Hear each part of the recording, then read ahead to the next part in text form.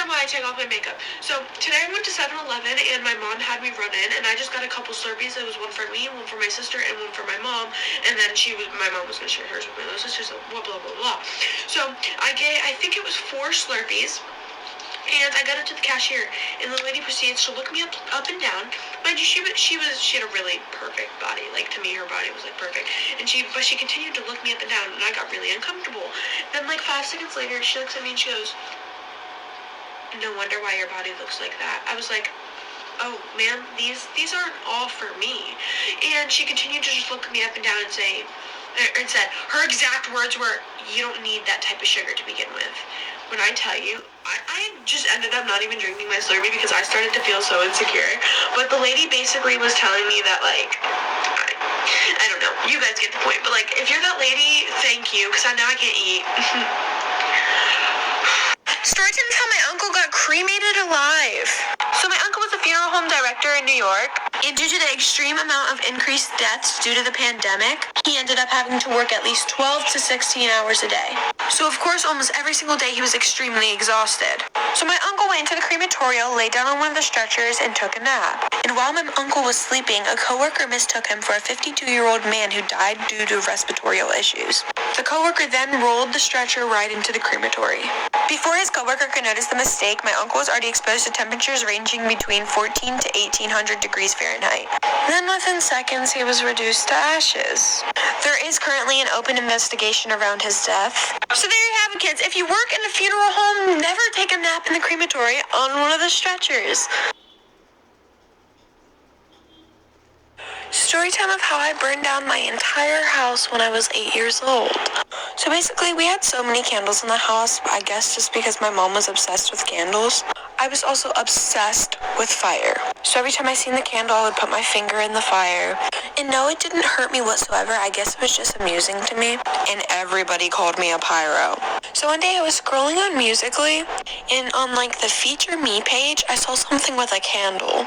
And it was like how to make your own candle or something like that.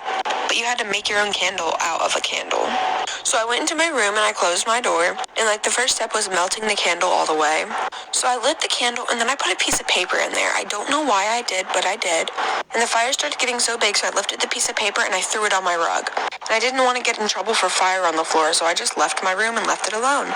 And I kid you not, just a couple minutes later, I hear the smoke detector going off. And my older brother screaming. I'm running out of time, like, for part 2. Part 2 of how I burnt down my entire house at just 8 years old. So continuing with the story, after I hear the smoke alarms going off and my brother screaming, I knew exactly what I did. And I blamed it all on my brother. And to this day, they still think it's my brother. Even though it was in my room, but my family believed whatever I said. Anyways, the whole back side of the house was on fire, and we all rush out of the house. And of course, my mom takes care of it. I'm pretty sure she called 911. Well, sadly, our 2 cats, 2 bunnies, and 4 hamsters were in the house. And our bird, but our bird was getting ready to pass anyways. I'm not sure how, but the house caught on fire so quickly, and the entire thing just blew up into flames. There might have been something else that the fire triggered to make it more big, I guess. I don't really know how to word that. But we ended up raising enough money to move to a different house because we lost every single one of our belongings. When the house burned down, there was only one wall standing, and it was the wall of pictures of my grandma who passed 10 years ago. Story time of how my best friend got so weirdly obsessed with me that she even plotted to kill my boyfriend.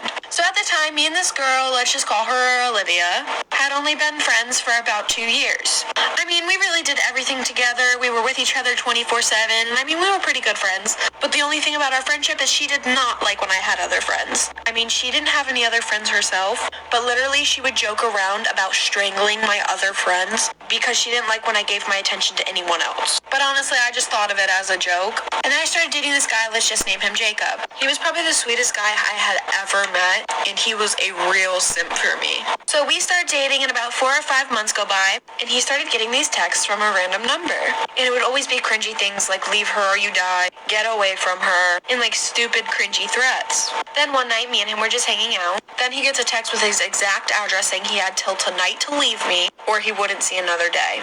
Then we hear a knock at the door. I'm running out of time, like for part 2. Part 2 of how my best friend got so weirdly obsessed with me that she plotted to kill my boyfriend. So continuing with the story, we heard a knock at the door and it ended up being her.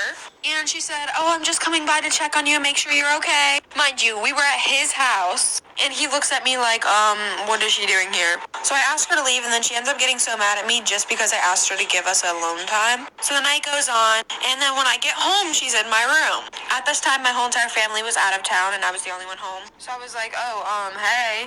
It was literally just like a normal night and then I go to shower and when I get back out of the shower, she's gone. And then my boyfriend calls me. And he goes, "Why is Maddie here?" She had like this black mask on, but she's stupid enough to not realize that we know it's her. And I mean, we're being real here. She was my best friend at the time. So of course he's not going to call the police on her. But she had a knife in her hand. And he opens the door and he like pins her against the wall and then calls 911, I guess. And then to sum it up, when they get there, she tells them everything that she was going to do. And then they put her in a mental hospital. Oh, she said that she was going to murder everybody that gets close. Story time of how my mom kicked me out at age 15 because she found out I was dating a mixed boy. So basically my mom wasn't strict at all and she let me do almost anything that I wanted. But when it came to dating, it was a whole different story. I mean, she let me start dating at 12 years old, but every single time I told her I had a boyfriend, the first thing that she would say is, "He better be white." And she'd always say, "If it ain't white, it ain't right." Mind you, my preference was mixed and dark-skinned boys. So of course, I'm gonna go after to what I'm attracted to. And at 14, I started dating this kid and I asked my mom if I could invite my boyfriend to my birthday. We weren't really doing anything big. It was kind of just like a family party with a couple friends. And she said yes. Mind you, she had never met him or seen a picture of him, so she was kind of excited to meet him. So my birthday comes around and he gets there.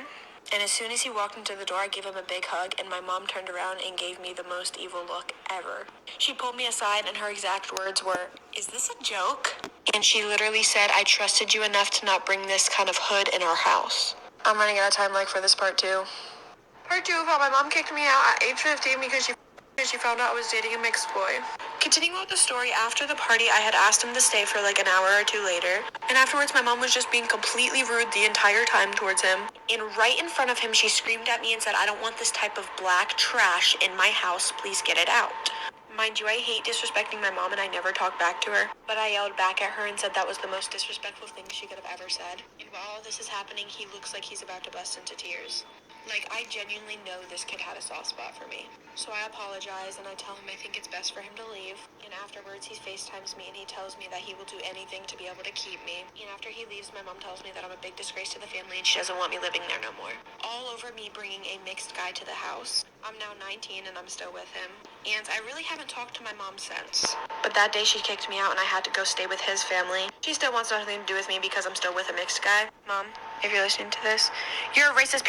Story time of how my entire virtual online class found out that I was pregnant and one of them ended up telling my mom. So due to COVID where I live, there is no in-person school, so everybody is virtual. So it was in my first block, and you only have to turn on your cameras for when she does attendance and then when you're talking. So I was called on and I had to answer questions, so I unmuted myself and I turned on my camera. And then when I was done, I turned off my camera and I think I forgot to mute myself back. After that, during that week, I was already having a pregnancy scare, so I FaceTimed my boyfriend and I went to go take a pregnancy test. Mind you, I don't really listen in class to begin with, so I turned the volume all the way back down because when the teacher calls on you once, she doesn't call on you again.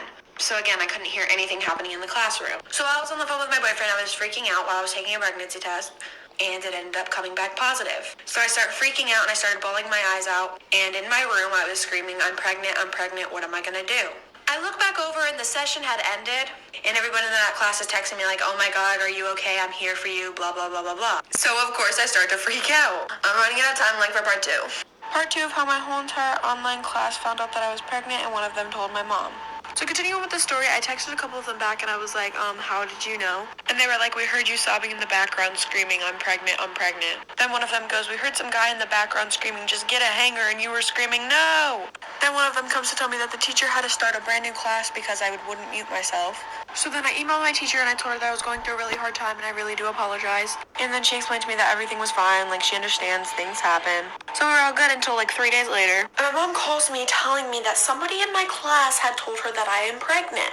And I tried telling her like, no, like that is not true whatsoever. And then she sends me a recording that somebody else sent her of me in my room bawling my eyes out screaming, "I'm pregnant, I don't know what to do." So somebody in my class was a big old snitch and sent a recording of me screaming, "I'm pregnant," to my mom. And my mom is trying to force me to get an abortion, but I don't want to. To sum it up, I'm moving in with my grandma because she's super, super supportive. And in 3 months, I'll be having a baby boy.